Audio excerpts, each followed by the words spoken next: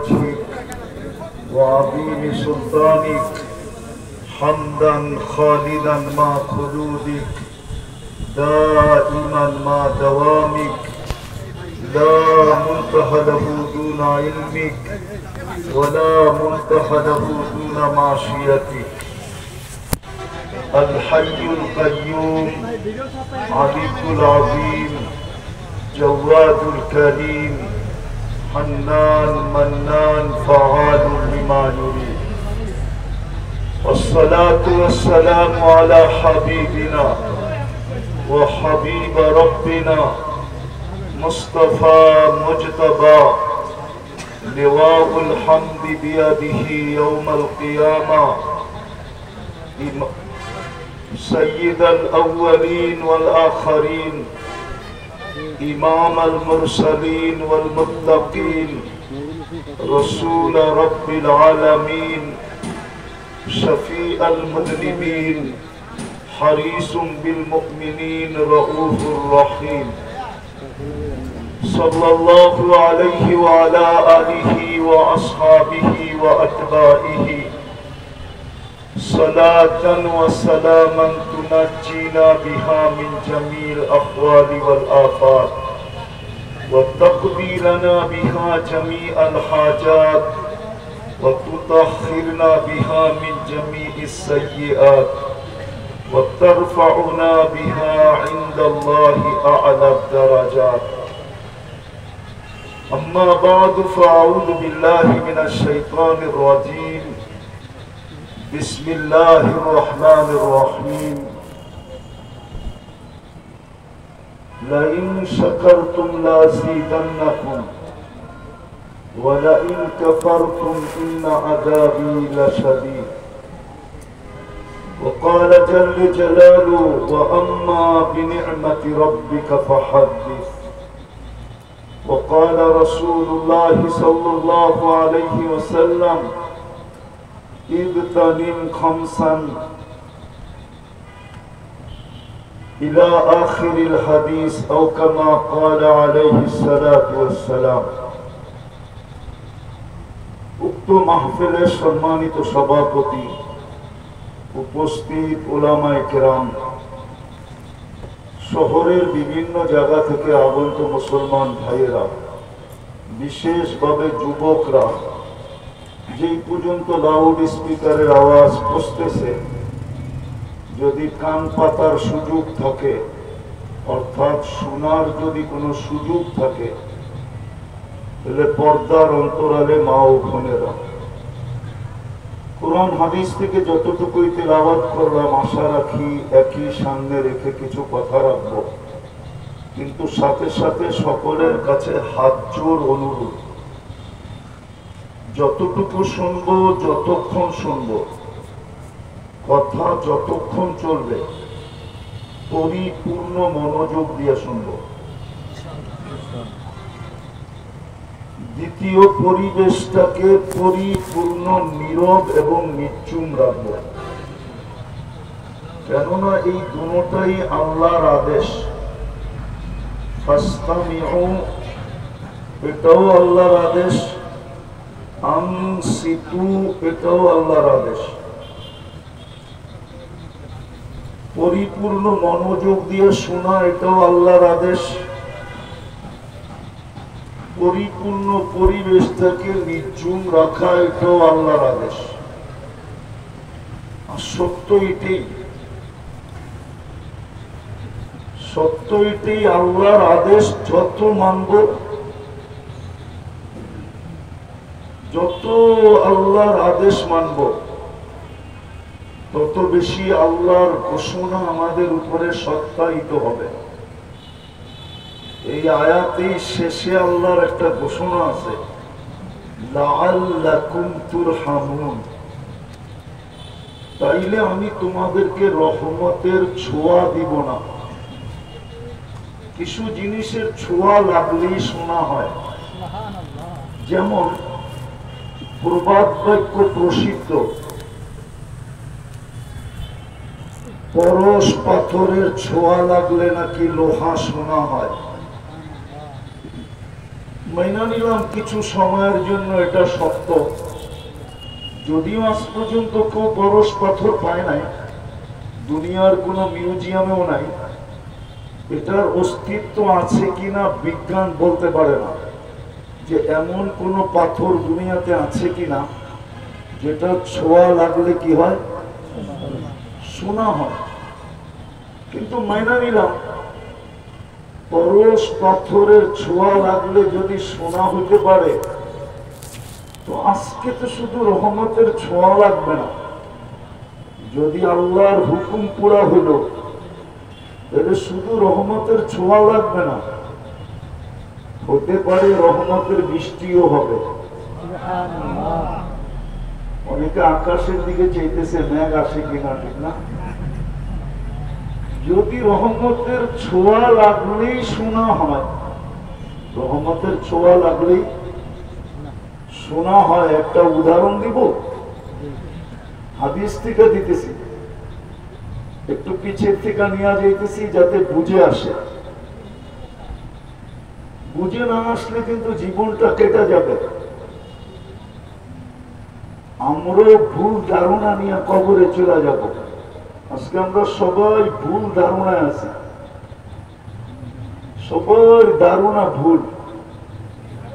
সবাই ভাবতেছে দুনিয়াটা যেমন কবরটাও এমন, সবাই ভাবতেছে দুনিয়াটা যেমন মউতটাও এমন, সবাই ভাবতেছে দুনিয়ার হিসাব কিতাব যেমন আখেরাতের হিসাব কিতাবও মনে হয় এমনই হবে। সবাই ভাবতেছে দুনিয়ায় যেরকম ভিজিটিং কার্ড চলে, মরার পরে মনে হয় ভিজিটিং কার্ড চলবে। মনে হয় ভিজিটিং কার্ড বোঝেন না, ঠিক না? বোঝেন ভিজিটিং কার্ড না? মনে হয় বোঝেন টোঝেন না, ঠিক না? মাদারীপুরের মানুষ তো সাদা সিধা মানুষ, প্রত্যেকে বুঝবে। ভিজিটিং কার্ড দুনিয়াতে চলে, ঠিক না? না চলে না? আরে আইডি তো চলে, প্রত্যেকের ভিন্ন ভিন্ন আইডি আছে, ঠিক না? কি বলেন? দুনিয়ায় যেরকম আইডি চলে, ভাবতেছে কবরও এরকম আইডি চলবে।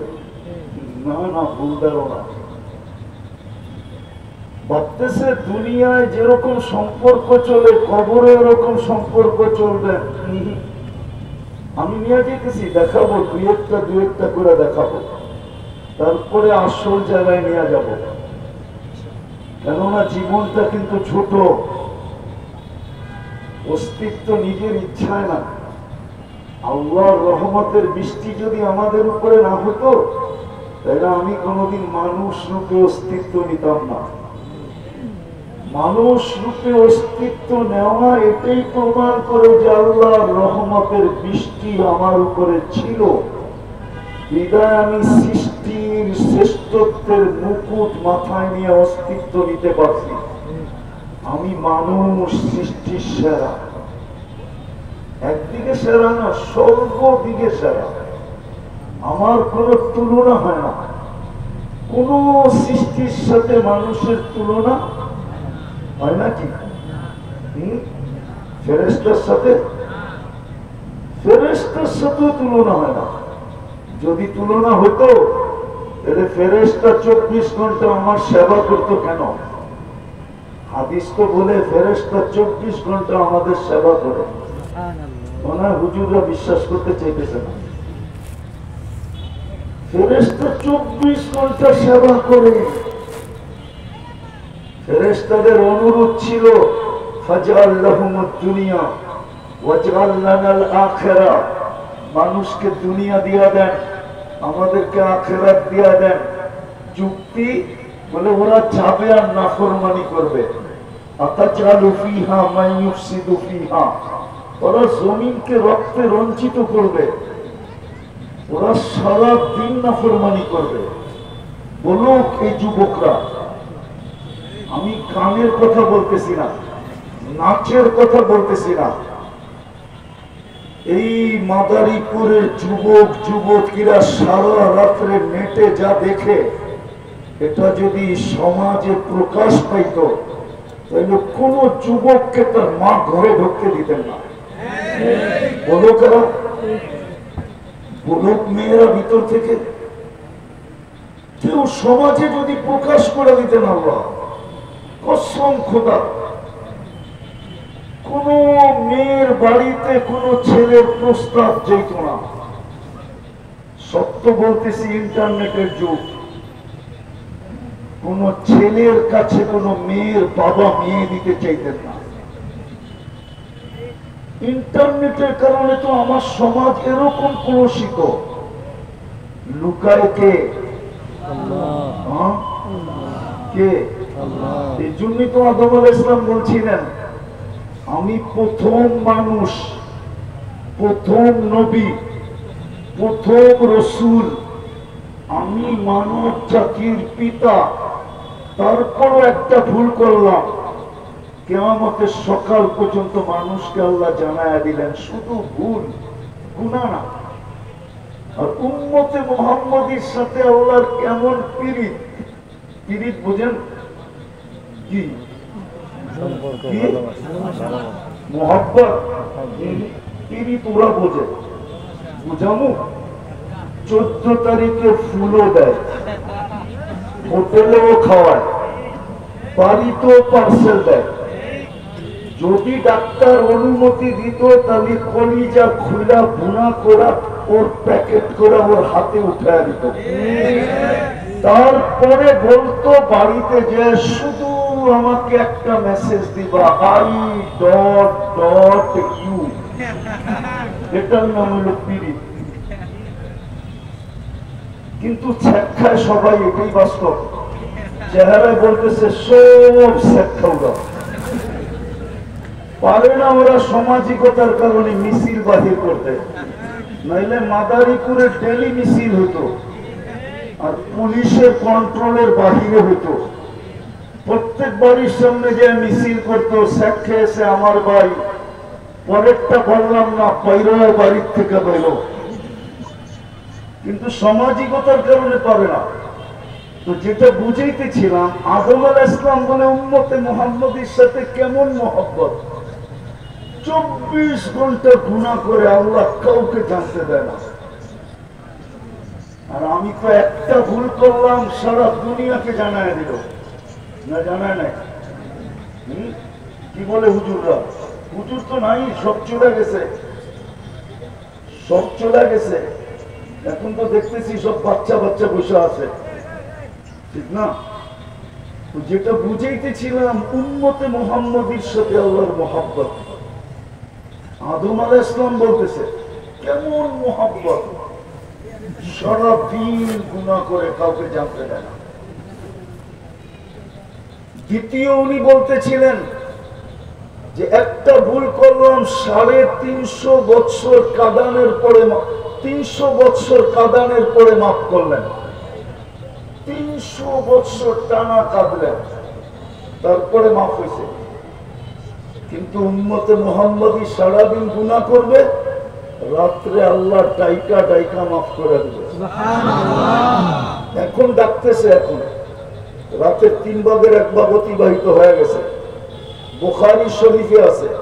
এখন ডাকতেছে হাল মিন মুস্তাগফির ফাগফির আলা, কে আসিস, সারাদিন গুনাহ করছিস, আমি চলে আসছি তোদের বাড়ির ছাদে, দুনিয়ার ছাদ, প্রথম আকাশে চলে আসছি, মাপ চাইতে দেরি, আমি মাপ করতে দেরি করব না। তো যদি রহমতের ছোঁয়াই না লাগতো, তো আপনি মানুষ হইতেন কি করে? বুঝা গেল রহমতের ছোঁয়ায় আপনি মানুষ, নাইলে যা খুশি তা বানাইতে পারতেন। দ্বিতীয়, এর চেয়ে বড় ছোঁয়া দেখাইতেছি, যদি এর চেয়ে বড় রহমত আমাদের উপরে না হইতো, তাহলে আমরা মুসলমানের ঘরে আসলাম কি করে? কিন্তু আমার সমাজ তো বলে মুসলমানের ঘরে আমাদের তো আসার দরকারই ছিল না। আল্লাহ তো আমাদেরকে বিপদে ফেলাইলেন, কেন? আমি তো ইসলাম পছন্দ করি না। আর আমি প্রমাণ দিব, যুবকদের চুলের স্টাইল বলে ও ইসলাম পছন্দ করে না। যদি ইসলাম পছন্দ করতো তাহলে ওর চুলের স্টাইল এরকম কেন হতো? ইসলাম কি চুলের স্টাইল দেয় নাই? দেয় নাই? আরে কি বলেন, দেয় নাই? কুরআন তো বলে মুহাল্লিকিনা রুসাকুম ওয়া মুকাসসিরিন। ইসলাম তো চুলের স্টাইল দিলেন। ওরা কেন সারা রাত্র নেটে দেখা চুলের ডিজাইন চয়েস করে? 100 টাকার চুল মাদারীপুরে 1000 টাকা দিয়ে কাটায়। চাঁদ রাত্রে, ঈদের রাত্রে 1000 টাকা দিয়ে চুল কাটায়। 4 ঘন্টা অপেক্ষা করে সিরিয়ালের জন্য। জিজ্ঞেস করে ভুল বললাম? ওর কাছে তো ইসলাম পছন্দ না। যদিও আমি বলতেছি প্রথম রহমতের চেয়েও কোটি গুণ বড় রহমতের ছোঁয়া যে মুসলমানের ঘরে অস্তিত্ব দিলেন। কিন্তু আমার সমাজ তো বলে ইসলাম লাইক করি না।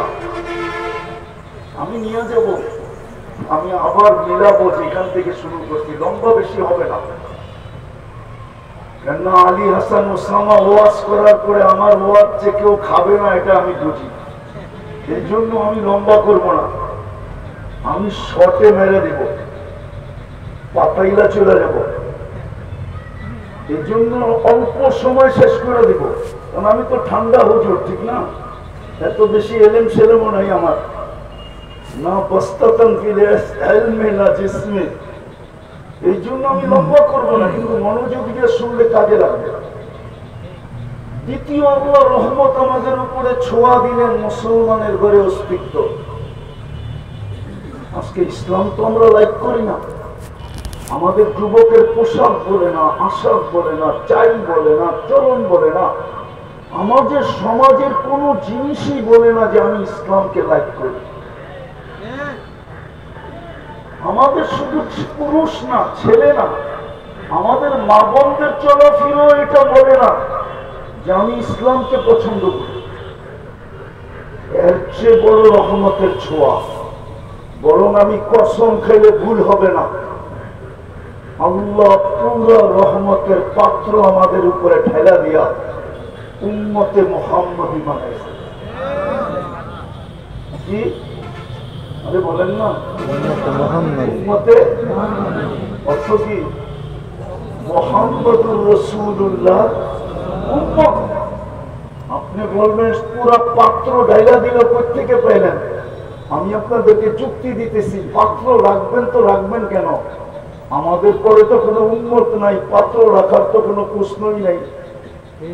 আর আমাদের নবীজির চেয়ে বড় কোনো নবীও নাই, আর ওনার পরে কোনো নবীও নাই, তো পাত্র রাখবেন তো রাখবেন কার জন্য? পাত্র পুরাটাই ঢেলে দিয়েছেন, দিয়ে আপনাকে আমাকে উম্মতে মুহাম্মদী বানাইছেন। কিন্তু আফসোস তো আমার এখানেই, সারা দুনিয়া ঘুরি, সারা দেশ ঘুরি, কিন্তু ব্যথা এইখানে এটাই যে আমরা কেউ তো নবীর আদর্শকে পছন্দ করি না। যদি পছন্দ করতাম, নবীর আদর্শ যদি আমাদের পছন্দ হতো, তাহলে আমার সমাজের চিত্র এরকম হতো না। সত্য এটাই, কিন্তু ভুলা যাব বিদার আগেই ভুলা যেতেছি। মাদারীপুরের মানুষ নবীর আদর্শ পছন্দ হোক আর না হোক, বুখারী শরীফে আছে, ইমাম বুখারী রহমতুল্লাহ আলাইহি লেখছেন, কবরের সর্বপ্রথম প্রশ্ন যেটা হবে, মৌলিক প্রশ্ন যেটা হবে, আসল প্রশ্ন যেটা হবে, মেইন প্রশ্ন যেটা হবে, গুরুত্বপূর্ণ প্রশ্ন যেটা হবে, সেটা সর্বপ্রথম প্রশ্ন হবে, মা কুনতা তাকুলু ফি হাযার রাজুলি মুহাম্মাদিন। বলো তুমি মুহাম্মদুর রাসূলুল্লাহর আদর্শে কতটুকু আদর্শবান ছিলা। যার উম্মত বানাইতে যে তোমার উপরে আমি রহমতের পুরা পাতিল আর ভাণ্ড পুরা ঢেলা দিছিলাম, ভালোবাসার শেষ সীমা করে দিছিলাম। তোমার পরে আমি ভালোবাসার সীমা কারোর জন্য রাখি নাই। যদি বলবেন প্রমাণ, তাহলে আমি একটা প্রমাণ দিতেছি।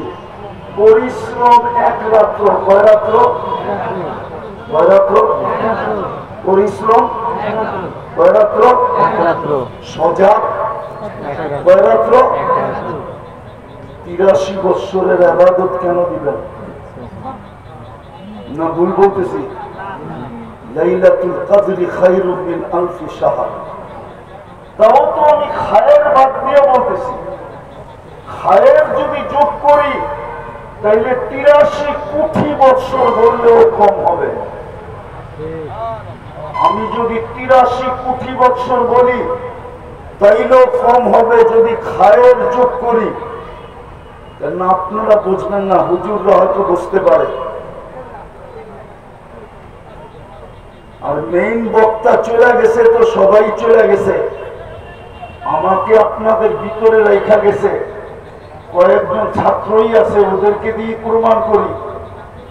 মাদ্রাসা একটা পড়া আছে তাসালসুলা, 83 বছরের ভিতরে তো 83টা লাইলাতুল কদর আছে, ঠিক না? ওইটাতে প্রত্যেকটা তো আবার 83 বছর, তাই না? আবার ওইটার ভিতরে 83 বছর লাইলাতুল কদর আছে, আবার প্রত্যেকটা 83 বছর। এরকম যদি গুনতে থাকি তাইলে খায়ের ওই হাদিস সত্য হবে, ওয়ালি খাইরি লা নিহায়া। আল্লাহ বলেন আমার খায়েরের কোনো সীমা রেখা নাই। তাইলে আমি 83 লক্ষ বছর বললেও তো সীমা রেখা বলতেছি, আল্লাহ তো বলতেছে সীমা রেখা নাই। আপনাকে উম্মতে মুহাম্মদী বানাই, কিন্তু নবীর আদর্শ তো আমরা পছন্দ করি না। কিন্তু মনে গাইথা রাখেন, কবরের প্রথম প্রশ্ন হবে, শুধু ইমাম বুখারী লেখেন না, ইমাম মুসলিমও লেখছেন, কবরের প্রথম প্রশ্ন হবে মা কুনতা তাকুনু ফি হাদার রাজুলি মুহাম্মাদ। বল বল বল, রহমতের সমস্ত ভান্ডার তোমার উপরে ঢেলা দেওয়ার পরে, ভালোবাসার সবকিছু তোমার উপরে ঢেলা দেওয়ার পরে তোমাকে আমি উম্মতে মুহাম্মদী বানায়া কপালকে খুলা দিছিলাম। তুমি আমার বন্ধুর রঙে রঙিন ছিলা কতটুকু বলো। আমি শেষ জায়গায় চলে আসছি যেখান থেকে শুরু করছিলাম, যে আল্লাহর হুকুম না মানলে রহমতের ছোঁয়া লাগবে না, আর যদি মানি তাইলে রহমতের ছোঁয়া লাগবে। আজকে মুসলিম দুনিয়ার দিকে একটু তাকান, 250 কোটি মুসলিম দুনিয়াতে, 250 কোটি মুসলমান, 60টা মুসলিম দেশ। মনোযোগ মনোযোগ, আওয়াজ না। 60টা মুসলিম দেশ, 250 কোটি মুসলমান দুনিয়াতে। সবচেয়ে বড় টাকা মুসলমানের কাছে। 4 দেশের টাকার চেয়ে বড় কোন টাকা দুনিয়াতে নাই। না ইউরোপে আছে, না আমেরিকা আছে, না ইংল্যান্ড আছে, না কানাডা আছে, না অস্ট্রেলিয়া আছে, না জাপান আছে।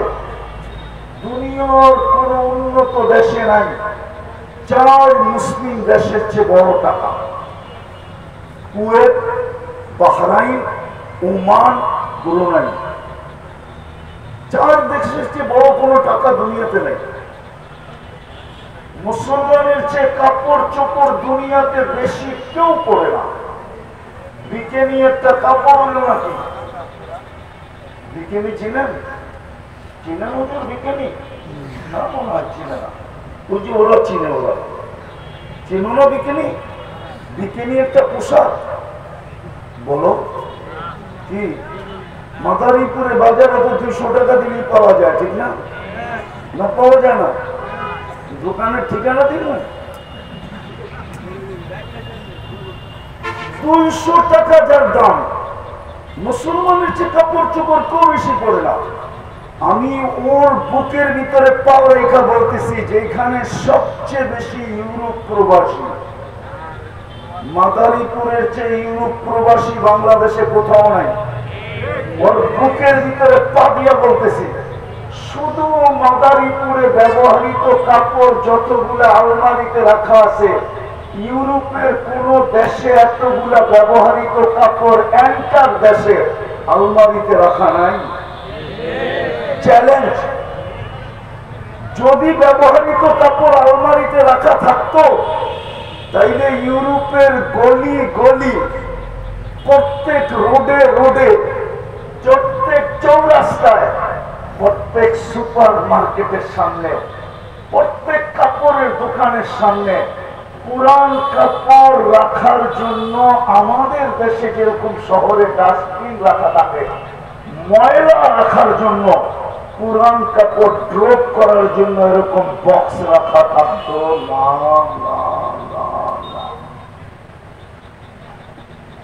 সবচেয়ে বেশি কাপড় মুসলমান পরে, কাপড় চোপড়। আমার কথা মাইনা নেন, আমি 103টা দেশ ঘুরা বলতেছি।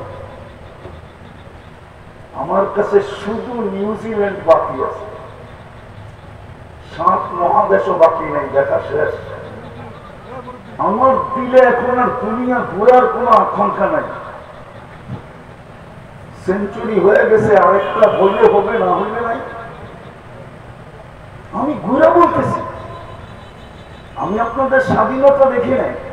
আমার বড় দুঃখ থাকবে মৌত পর্যন্ত, কেননা প্রথম স্বাধীনতার সময় তো বড় ছোট ছিলাম, তেমন বুঝ ছিল না। একটা নতুন স্বাধীনতা আসলো, এটাও চোখে দেখলাম না। কিন্তু দেখবো তো দেখবো কি করে, ওই কিন্তু আমি মাটিতেই ছিলাম না, আমি তো আকাশে ছিলাম, আকাশে। 4 তারিখ রাত্রে আমি ইংল্যান্ড থেকে কানাডা যেতেছিলাম, নামার পরে শুনছি স্বাধীন হয়ে গেছে। আমি ইংল্যান্ডে কানাডায় যখন নামছি তখন 5 তারিখ, কানাডার 5 তারিখ। এইখানে দিন পার হয়ে রাত্র 8টা বাজছে, আমি 7টার সময় যে নামছি। আমি সারা রাত্র আকাশে উঠতেছিলাম। তো যেটা বুঝাইতেছিলাম, সবচেয়ে বেশি কাপড় চোপড় মুসলমান পরে। মুসলমানের যে কাপড় চোপড় দুনিয়ার কেউ পরে না। মুসলমানের যে সুস্বাদ খানার আইটেম দুনিয়াতে কেউ বেশি খায় না। চ্যালেঞ্জ, এখানে তো ইটালির প্রবাসীও দাঁড়ানো থাকতে পারে। আমার মনে আছে 2008-এ আমি ইটালিতে ছিলাম, বলোনিয়া। আমার একসাথে এন্টার 25 দেশের সফর চলতেছিল ইউরোপে, 2008। তো আমার পাশে এক খাওয়ার দস্তরখানে ইটালির নবমুসলিম শিল্পপতি ছিল। তো আমাকে বলতেছে, মুফতি সাহেব, জান্নাতে যে এত আইটেম হবে আমার বিশ্বাস হয়। তো আমি বললাম, কি করে বিশ্বাস হয়? কেননা বলোনিয়াতে বাঙালিরা তখন খুব বাঙালি ছিল, 2008-এ, এখনো আছে। ওরা শুধু মাছের আইটেম করছিল 25টা।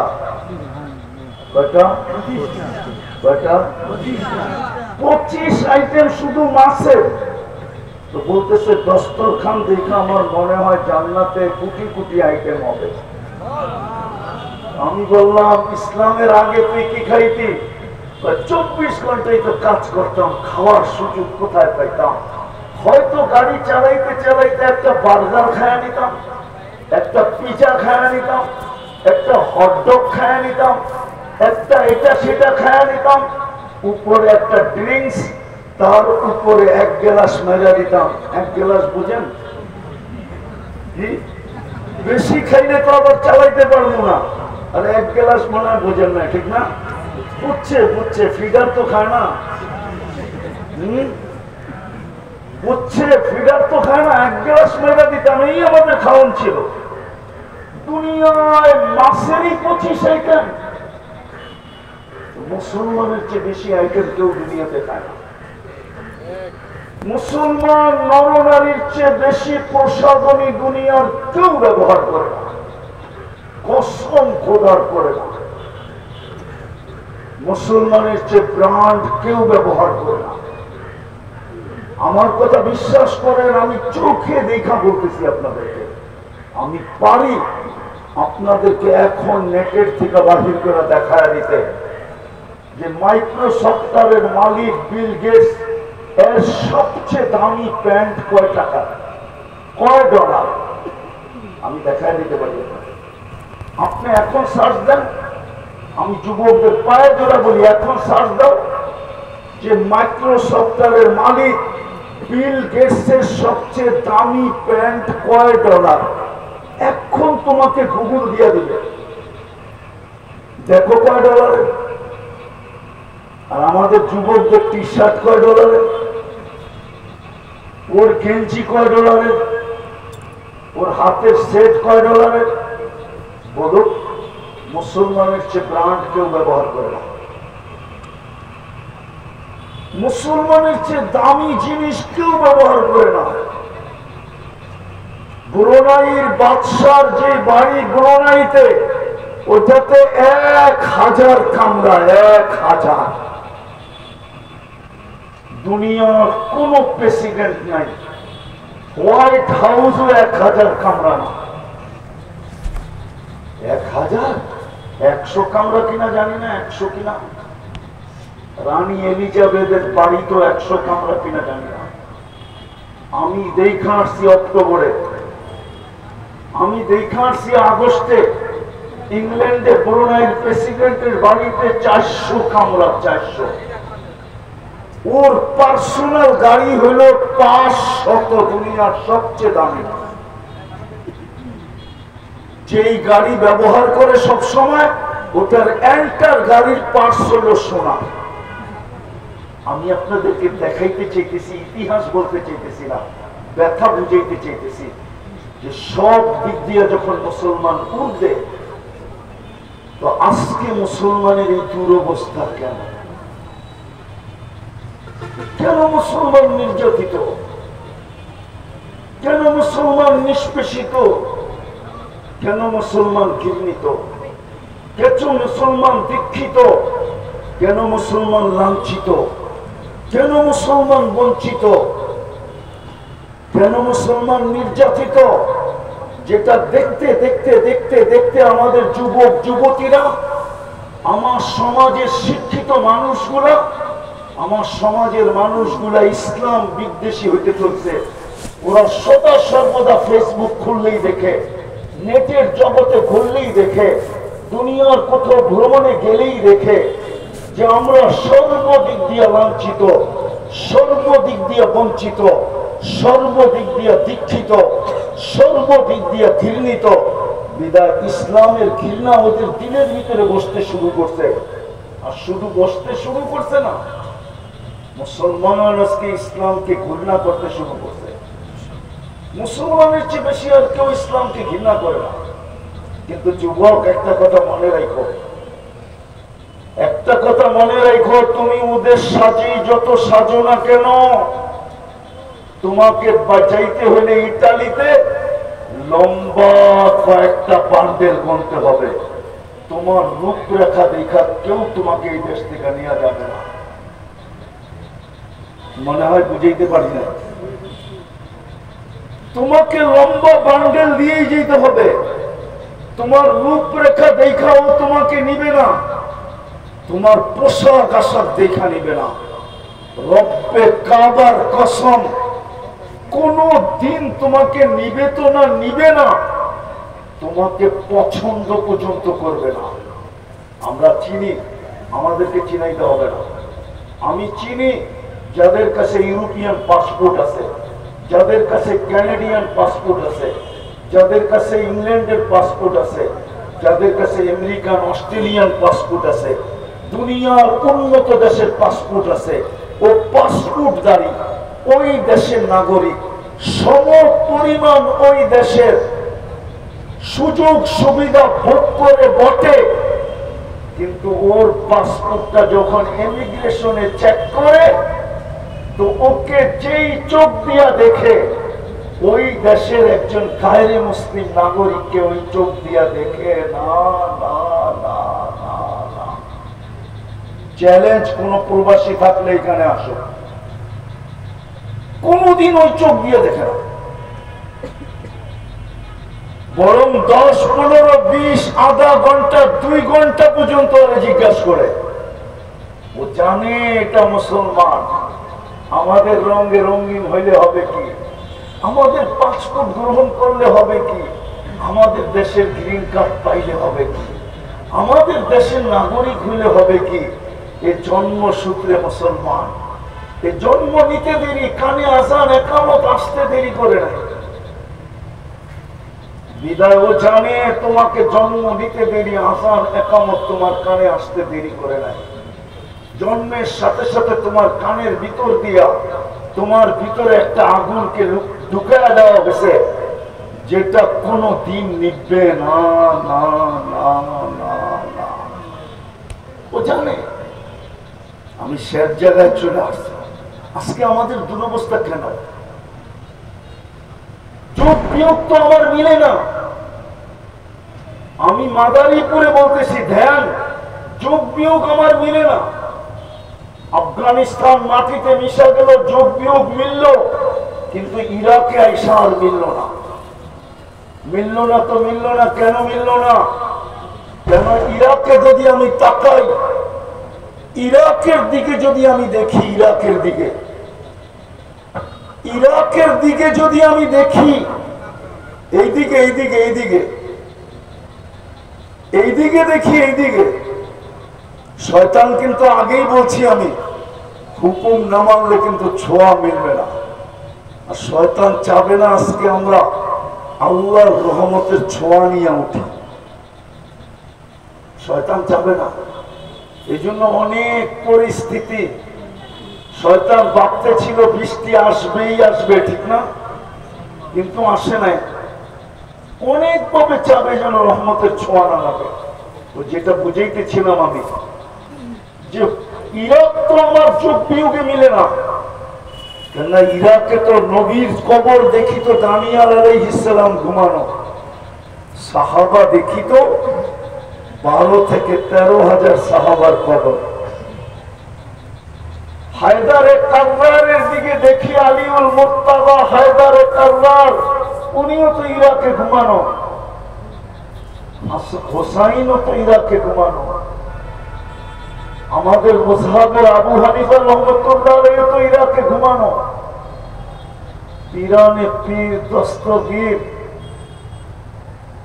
আব্দুল কাদের জিলানীও তো ইরাকে ঘুমানো। ওইটা মাটির সাথে মিশলো কি করে? বাদ দিলাম ইরাক, আসেন ফিলিস্তিন মাটির সাথে মিশতেছে কি করে? আপনাদের ফিলিস্তিন আমার ফিলিস্তিন এক না। আমি 15 বছর আগে 2 চোখে ফিলিস্তিন দেখছি। বিদায় আপনি মিডিয়া দেখা আপনার সাথে আমার সাথে একমত হওয়া সম্ভব না। আমি তো চোখে দেখা বলতেছি। ফিলিস্তিন তো এখন আমার চোখের সামনে। ফিলিস্তিন মাটির সাথে মিশলো কি করে, মিশতেছে কি করে? অথচ ইব্রাহিম খলিল যেখানে ঘুমাইতেছেন, ওয়াদিয়ে খলিলে তো উনি ঘুমাইতেছেন। পাশেই তো মুসা আলাইহিস সালাম কালিমুল্লাহ ঘুমাইতেছেন ওয়াদিয়ে মুসা। 70 জন নবীর কবর যেখানে চিহ্নিত, 45,000 সাহাবায়ে কেরাম যেখানে ঘুমান, মুসলমানের প্রথম কিবলা যেখানে, মেরাজের রাত্রে 1.25 লক্ষ নবীর সশরীরে যেখানে সম্মেলন, 1.25 লক্ষ নবীদের সম্মেলন ছিল। মেরাজের রাত্রে সশরীরে বাইতুল মুকাদ্দাস ফিলিস্তিনে মুহাম্মদুর রাসূলুল্লাহ সশরীরে উপস্থিত ছিলেন ফিলিস্তিনে। যিনি নামাজের ইমামতি করেন, যিনি ওইখানে খুতবা দেন, তারপরে সবার কাছ থেকে বিদায় নিয়ে আরশে যান। কেননা আকাশের রানওয়ে, আকাশে উঠার রানওয়ে বাইতুল মুকাদ্দাসের উপর থেকে হলো আকাশে যাওয়ার রানওয়ে। ওইখান থেকেই উপরে যান। ওই রানওয়ে হলো ডাইরেক্ট আকাশের প্রথম আকাশের দরজা পর্যন্ত। ওইখান থেকে দ্বিতীয় আকাশের দরজা, তৃতীয় আকাশের দরজা, চতুর্থ আকাশের দরজা, পঞ্চম, ষষ্ঠ, সপ্তমের দরজা। ওই শহরটা মাটির সাথে মিশে কি করে? একটু আমাকে বুঝান। এতগুলো দয়া করার পরেও ফিলিস্তিন কি করে মাটির সাথে মিশে? 250 কোটি মুসলমান কি করে নির্যাতিত হয়? 60টা মুসলিম দেশ থাকা সত্ত্বেও আমরা কি করে নিকৃষ্ট হই? দুনিয়ার সবচেয়ে বেশি আমরা ভোগ করি, আমরা ব্যবহার করি। 70% সম্পদ দুনিয়ার মুসলমানের পায়ের নিচে। বিশ্বাস আপনাদের হবে না, বিদায় আমি শেষ জায়গায় চলে আসছি। আসেন, কেন জানেন? আজকে আল্লাহর হুকুম ছেড়ে দিছে। ভোগ করি 24 ঘন্টা বটে, সারাদিন কাটটা ভোগ করেন বলেন? কাটটা কার নুন খাই?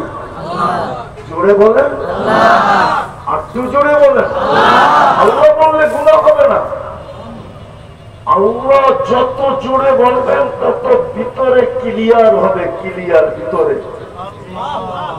কসম খোদার, যত জোরে আল্লাহ বলবেন তত জোরে ভিতরের ব্লক দূর হবে, ব্লক ক্লিয়ার হবে।